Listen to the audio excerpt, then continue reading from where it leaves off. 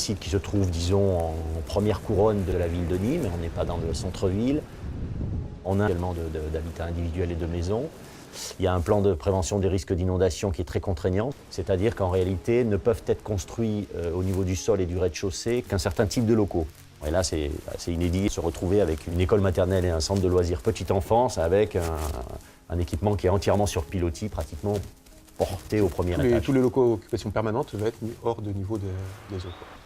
Le choix a été de dire on met toutes les salles du même côté jardin, côté cour, côté bien exposé, derrière les platanes, et on met tous les locaux de support, dortoirs sanitaires, etc., sur la partie nord de l'autre côté.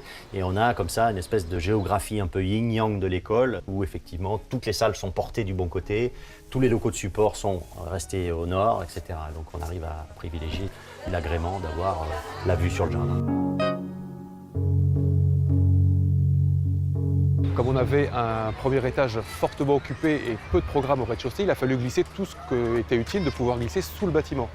Donc voilà, on a pu offrir des préaux qui étaient peut-être plus larges que d'habitude et qui faisaient partie et qui étaient intégrés dans l'architecture. Il a fallu utiliser toutes les sous-faces, toutes les possibilités du programme. Alors la récurrence de l'image de la cour de récréation avec ses arbres, évidemment, elle est forte. Par contre, là où la réponse est plus atypique, c'est que pour gérer de même les autres contraintes hydrauliques, il ne fallait pas continuer à imperméabiliser non plus la cour. Donc vous voyez, il y a très peu d'enrobés dans la cour. Il y a uniquement le préau qui est traité en enrobé. Le reste de la surface est traité soit en surface végétalisée pour ne pas augmenter le problème de ruissellement, soit en platelage bois sous lequel figure le grand bassin de rétention en fait, de l'école. Donc on voit la présence de la pierre, du métal et du bois, qui sont le trio à partir duquel on a construit cette école. Donc la pierre comme matériau massif, lourd, de support et de fondation de l'école. Le métal comme matériau de structure léger et performant. Et in fine, le bois lui-même pour tout ce qui est, j'allais dire, des ouvrages courants, c'est-à-dire notamment l'ossature des façades et des planchers, qui sont toutes réalisées en ossature bois. Le principe d'utilisation de ces éléments de manière collaborative est aussi transcrit dans l'architecture, puisque si on regarde le bâtiment, on comprend comment il est construit. Et c'est très important, y compris par rapport aux enfants, de toujours montrer les choses telles qu'elles sont et qu'ils puissent comprendre à l'intérieur des classes ou dans la cour de récréation ou à n'importe quel endroit du projet, comment les choses sont faites les unes par rapport aux autres. Il y a une espèce de mécano comme ça qui est transparent et qui s'explique tout seul sans qu'on ait besoin de dire comment a été construit le bâtiment. Sur toutes les perspectives et sur tout le paysage autour, 4 orientations différentes et 4 paysages qui s'affichent à l'intérieur de l'école. Donc ça, c'est vraiment aussi très intéressant de pouvoir avoir une perception globale de tout l'environnement de l'école depuis un seul point. On n'a aucune perspective qui se ferme. On a toujours une possibilité de s'échapper visuellement ou par la lumière sur l'extérieur. Donc du coup, ça donne des espaces qui sont plus tranquillisants.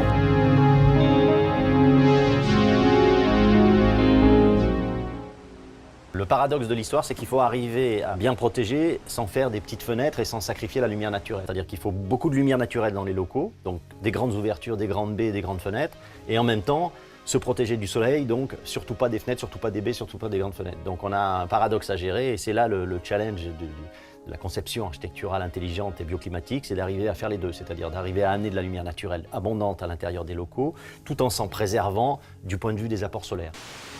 Nous sommes dans un pays de soleil, dans un pays chaud, méditerranéen.